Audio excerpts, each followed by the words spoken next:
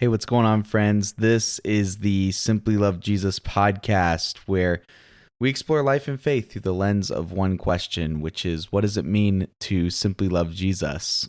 And I want to come to you today with a little bit of a life update, but mainly some reflections. This episode's going to be a little different. There's not going to be, fancy music with a big point, a big bottom line, and all this stuff that we want to kind of give to you guys freely. I'm not even going to edit this episode. It's just going to be raw audio is what it is. And we get what we get. Just because I've just been thinking a lot lately. And I really think that some of the things that I've been thinking about may be, I don't know if helpful is the right word, but hopefully it will at least resonate with some people. Sometimes we don't really need answers in life. We just need to feel heard. And this little reflection isn't really wanting to offer answers. It's just wanting to hopefully give you a space to feel heard as you hear me kind of just reflect on some things that have been going on lately. So recently my book came out, and you can get it on Amazon. You can get it off of our website. It's the book Simply Love Jesus. And for those who know, I've been working on this book for a really long time. I mean, it was like 7 years I was working on this thing. But even before that, before the book, it really just comes out of a desire for me to have purpose and to chase after purpose and what I believe my dreams are.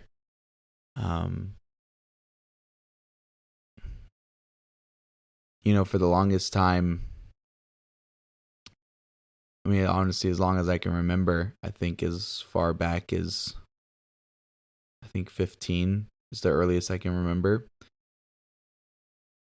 I've always wanted to be a person of importance.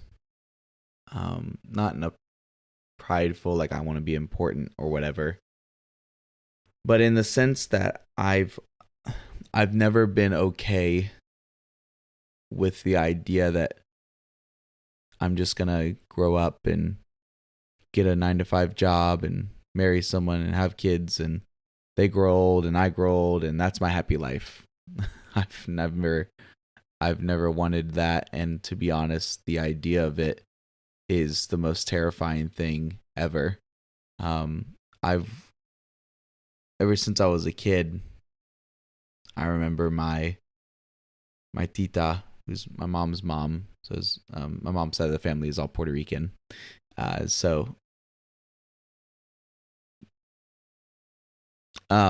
Sorry, I just want to know. Got distracted. She passed away a couple years ago. So just thinking about her. She used to always tell me that I was going to change the world, that I was anointed by God. And even when I was little. And I think that imparted on me this inherent desire to be someone whose life would influence other people, young adults and Christians, for generations after I die. And so as long as I can remember, even when I didn't really embrace kind of just the prophecies she put on my life, and it was even just me, but my head in the clouds, I've always even just daydreamed about being someone who gives purpose to other people, to be someone who's not, this is going to sound bad, but like whose life isn't for nothing. And I know my life won't ever be for nothing, and no one's life will ever be for nothing. Each of us were designed with purpose, for a purpose, and on purpose. But for me, the idea of my life not being for nothing is tied to what I would call an ordinary life. Not like the idea, like my life having purpose and not being for nothing for me is tied to living a life that is not ordinary. To like, my biggest fear is to just, be 70 years old with books that nobody read, a podcast that nobody listened to, a YouTube channel that nobody cared about, ideas that nobody wanted to listen to. And the only person whose thoughts of mine were important were me. Like, I was the only person who thought my thoughts were important, or interesting or inspiring in any way. And for me, that is the scariest idea. I've wanted to live my life where it has purpose and meaning. And for me, and it's different for you, I'm not saying that if your life doesn't look like what I want my life to be, that your life does not have purpose. Like, you have your desires and your heart's desires. You may want to just have a 9-to-5 job, have a wife, kids, family, grow old together, and that is your happy dream. And for you, if that's your dream, like, please, like, I will pray for you, because I want people's dreams to come true. But as for me, like, I want my dreams are that my life wouldn't be what I would call ordinary. That for me, it would have a legacy. To have my life leaves a legacy, and it changes people, and it helps people for long after I die. That there would be someone that is inspired and loves Jesus more, and just has revelations on what it means to love God, to love Jesus, to love people, to bring glory and honor to the kingdom. That's what I have wanted for my life. And tied to that is for me the mission of teaching others what it means to simply love Jesus, because that was the question that we based this ministry off of. What does it mean to simply love Jesus? That was a question that God put on my life, and it changed my life. Like, that was a question He put on my heart when I was 19 years old, and it changed my life forever. And it changed the way I see Jesus. It changed the way I see the church, the Bible. It changed literally everything for me. And ever since I was 19 and God put that question on my heart, it has been my mission and goal to impart that question and the revelation that it struck into my mind, and to give that to other people. So I say all that to say that was a huge motivator to why I wrote this book, because the book isn't just about, teaching people the meaning to this question. It's not about having a fun idea that I think might be important. No, for me, like that, this book represents the beginning. Well, for me, it's not even the beginning. It's supposed to just be the pinnacle of, but I guess in reality, it is just the beginning of leaving a legacy and creating a legacy. So I've been working on this book for a long time. Say all that to say. And it came out a couple weeks ago, November 5th. And when it came out, we had a big book release party. And if you were there, like, so thankful that you came to our book release party. And I really appreciate the support. My team really appreciates the support. And it really meant a lot to us. But I've been struggling ever since, because something happened. When the book came out and we had the book release party, I was setting up all day, and the party happened, and it was good. I don't think I talked to enough people like I wanted to. I was like more focused on it just going well and going according to schedule.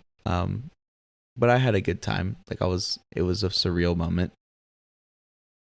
But as soon as I got home,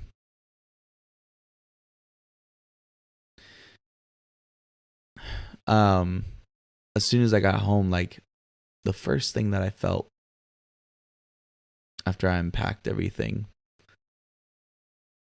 the first thing I felt was just like, okay, now what? Like that's it. I work on this book and hammer myself into this vision and purpose and all this stuff. Also, that after I finish the book and I come out with the book and I publish it, also that what I think is, all right, what's next? Like that's it. That now I just already moved on. I'm already wanting to go to the next thing. Like it, and it messes with me so bad to this day. It's just been wrecking me for weeks because I expected to feel different. I expected to, I don't know. I expected to I think I just expected to like myself more. You know, like I expected to be more proud of myself, to feel more secure in myself. I mean, for those who know me and have listened to this podcast for a while, know that I've had a big struggle with loneliness. I was diagnosed with chronic depression when I was in 5th grade, something like that. And I have anxiety and stuff like that. And so I've struggled for a long time, especially with just when it comes to self-image and feeling just misunderstood, and struggle with liking myself, liking who I am, and I thought that like because coming out with this book is a big deal, and it really should have. I wanted it to be this like catalytic moment for not just my ministry, but for me. Like I wanted it to be this moment where I felt proud of myself, and this moment where I felt more secure in who I am and what I do. And like I would have been able to walk with confidence that like, oh yeah, like I'm Caleb Davis, I'm an author. Like, and I could walk with that kind of confidence. Like, yeah, I'm a minister who's been an ordained minister, who's an author, who's a youth pastor, and I did all these things, and I just you just like you just feel proud of yourself. Like I expected that I would just be able to like, this is who I am, and have that moment and just feel totally just accomplished. And I don't feel any different now than I did a year ago in terms of how I view myself. Like I don't feel more proud. I don't feel more accomplished. I don't feel more successful. I don't feel happier with myself or like myself anymore. Excuse me. Sorry, I told you this was unedited. I hiccuped, so whatever. I expected to just feel different. Feel like I've arrived a little bit more. And in reality, I feel just as unimportant now as I did while I was writing the book and when I really first set on this journey. And I think it's just part of it is coming to it messes with me and upsets me so much to feel that way, because now the fear is this how I'm always going to feel? because I want to travel. I've wanted to travel for a long, long time.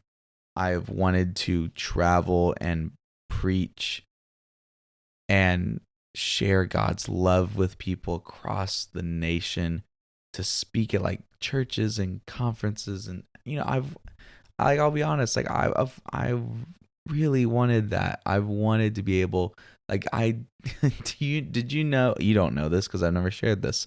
I, for years, would daydream. I'm a big daydreamer. I would daydream about being like a guest speaker at one of these big conferences like Passion or Catalyst or big stuff. Like, I've daydreamed about being a guest speaker at my favorite summer camp when I was in high school, Big Stuff camps. And I wanted to like travel and know that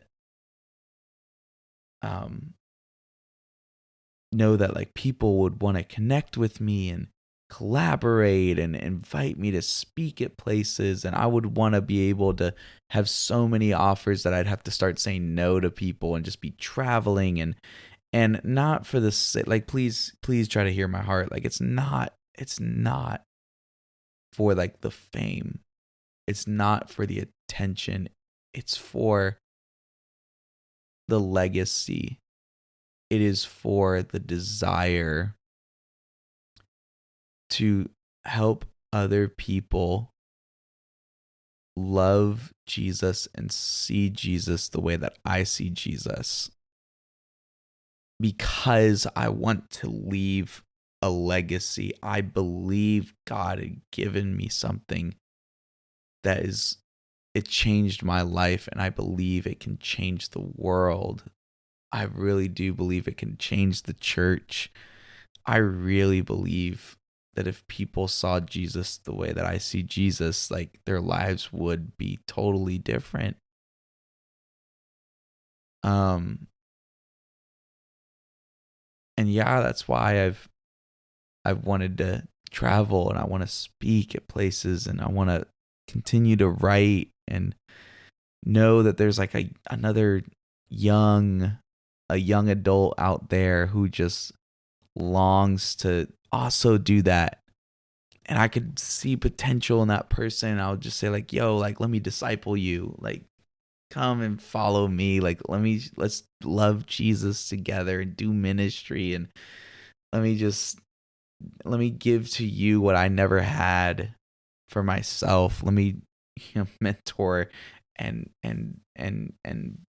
give you what I wish I would have had. And I don't know. My fear, I went on a tangent. My fear is that if I feel this way now,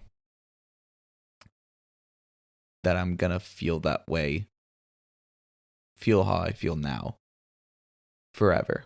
Like, I'm afraid that, like, if I go, let's say I achieve what I am wanting for myself, not, I mean, let's say I get to go speak at camps or speak at these churches, or have these people want to collaborate with me, or get these phone calls from people I've dreamed to work with.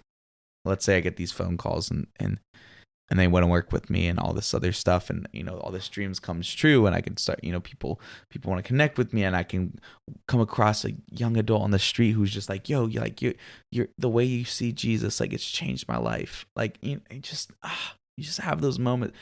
The fears that I'm gonna have those things, and that they're gonna happen, and I'm just gonna feel the way that I feel right now. Like, I'm just gonna be like, okay, what's next? Okay. All right. Like, I don't know, man. It is it's really been messing with me. It's been really, really messing with me. I think the reality is,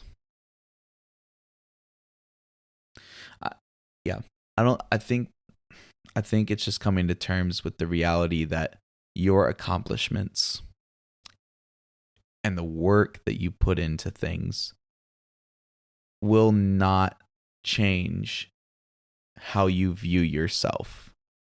That's something that you have to work on.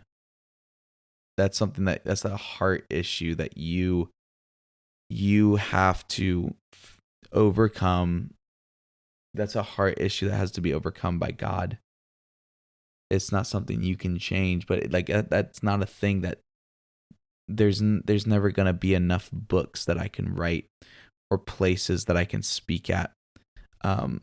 There's never going to be enough people I could collaborate with, or there's not going to be enough people who have been inspired by what God has put on my heart and that I've worked to share with them. There's not going to be enough of those experiences that will just change how you view yourself.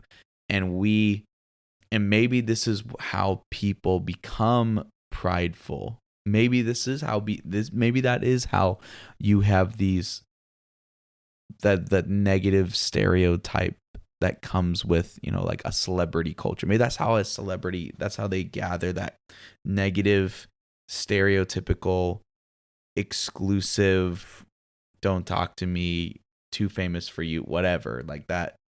Maybe that's how it happens, is people not knowing how to maybe the reason that happens is it is people who still struggle with viewing themselves the same as they did before they got famous. I don't know if you're following me on that train of thought, but what if this is how people become prideful? This is how people become exclusive or whatever, is because at the end of the day, even when they got what they were looking for and what they wanted, it didn't change how they felt about themselves. And so in the process and how they have processed that and reacted to that, shaped them into a person who's now overcompensating for this lack of, not lack, but this view of themselves, and they're overcoming with they're overcompensating for the insecurities that they feel about themselves. Maybe that is how it happens. I don't know.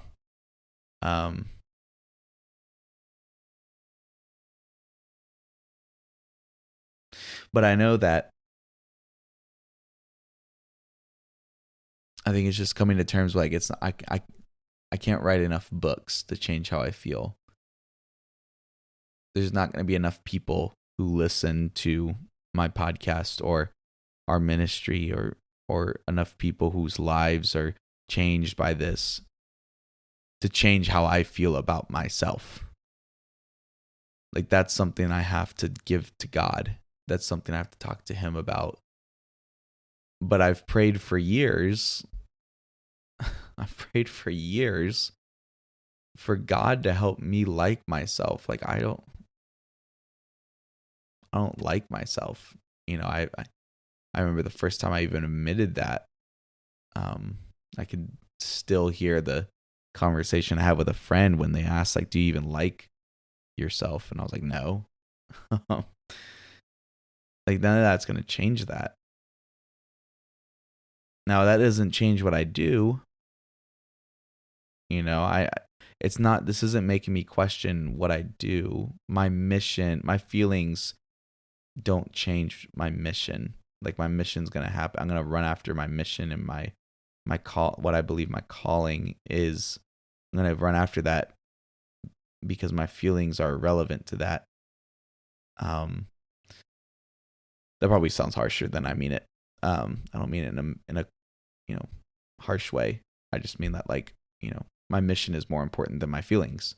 And so how I feel isn't going to change that. I'm still going to write books.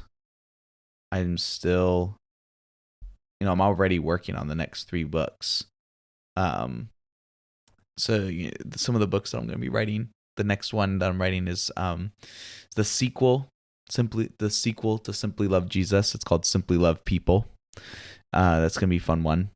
There's going to be a lot of stuff in that.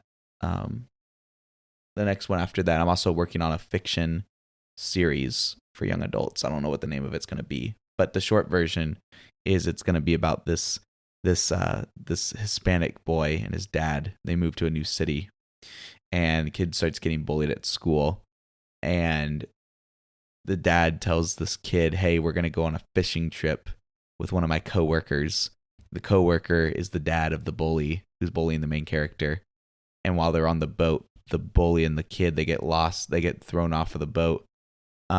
They wake up in this alternate reality, not reality. They wake up in this like almost pocket dimension, and they realize they're in this like pocket world where pirates exist, like in the Bermuda Triangle. And so they unlock this like portal into like this pirate world, and they have to work together the bully and the main character have to work together to navigate through this pirate world to get back home. So that's like a fiction series that I'm working on right now. And then I'm working on an ebook for parents on how as a Christian parent to parent their teens. I think I'm just gonna call it like 3 steps to Christian parenting. I don't know. Helping you understand your teenager. I don't know what I'll call it. But so those are like projects I'm working on. I say all that to say like I'm still gonna write books. We're still Simply Love Jesus. We're still gonna do our best. And I'm sorry we haven't been consistent enough. I'm trying to be more organized. I'm not an organized person, but we're trying to be more consistent. We're currently, I'm also, I think I tapped the mic. I'm currently working on writing the content for all of next year. And so I'm really excited for the stuff that we have for you guys. Like, I think you're really going to like it. It's going to be a really fun journey for 2022 in terms of the content that we're putting out for you on our YouTube, our podcasts, and our blog. I really got to be more consistent with that blog. Like, I haven't made a post in forever. Anyways, so how I'm feeling right now doesn't change what I'm going to do. Like, I'm not questioning what I'm doing with my life. I know what I'm doing with my life. I'm just wrestling with how I feel about it right now. Like, I'm just wrestling with this feeling of expecting to feel more proud of myself. And like the reality is like I thought I would feel more important, but I don't. Like, I don't feel important. I don't feel like my life has affected other people. I don't feel like the things that I do matter. And I know that's not true. Like, I know I can count on my hand people, names. I could call somebody right now, someone who I know my life and my ministry has affected and changed. I know there are people who have been affected by what I've done. There are students that I've discipled. They're still my disciples, and I love them and they love me. And I know that, but I know that in my head, but I don't believe it in my heart. Not that I don't know it, but its relation to me does not connect with me. Like, I know that I was the one who God used to impact these other people's life. But the joy and the happiness and the sense of accomplishment and fulfillment, the sense of like, you did good work, does not connect with my heart. It's just like a more work that I go do, and I serve people because I love people. But the love that I give for other people doesn't feel reciprocated back to me. And what I mean by that is like the love that I give people, I don't show to myself. And I thought that like coming out with this book,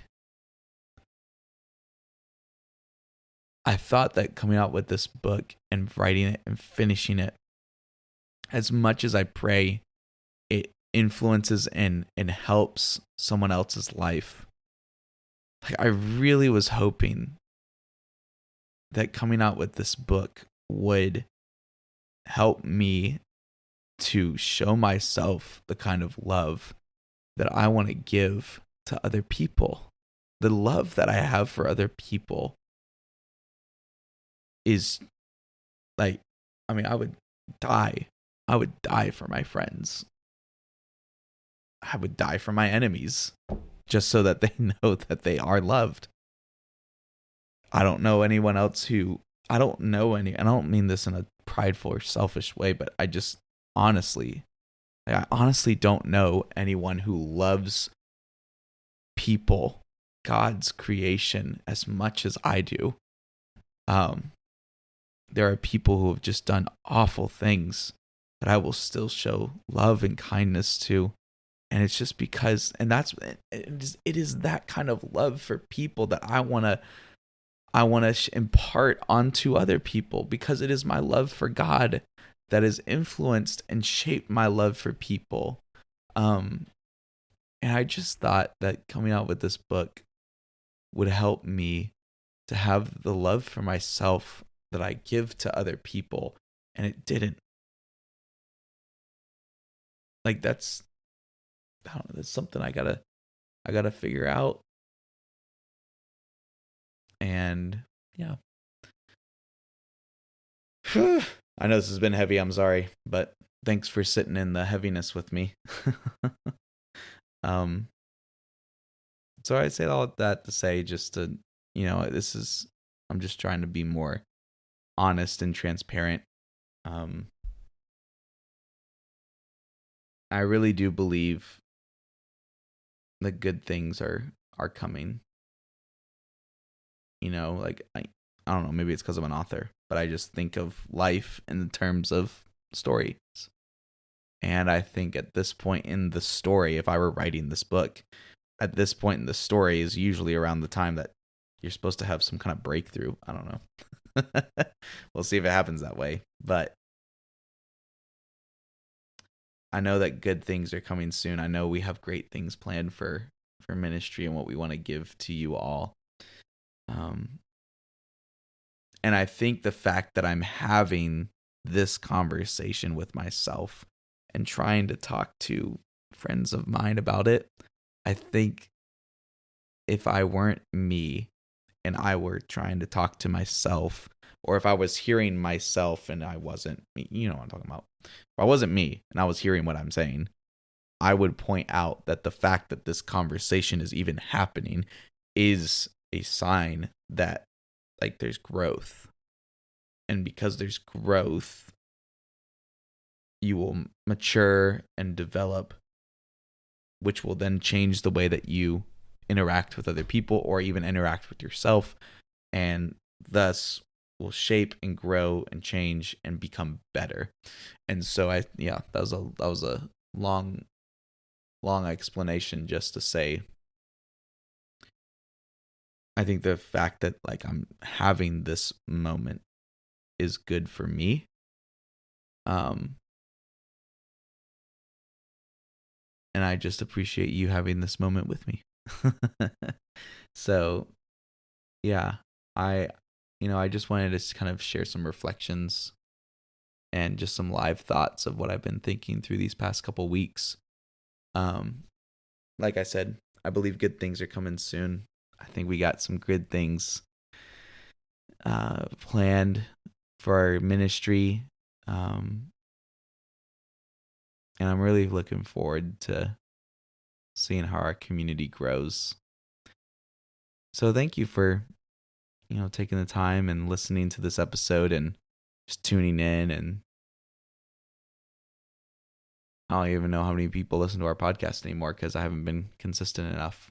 But I am grateful for those, however few of you may be listening, that you've stuck with us in this journey. And I pray you'll continue to stick through this with us. Yes. Yeah, God's got good things planned. It's going to be good. It's going to be good.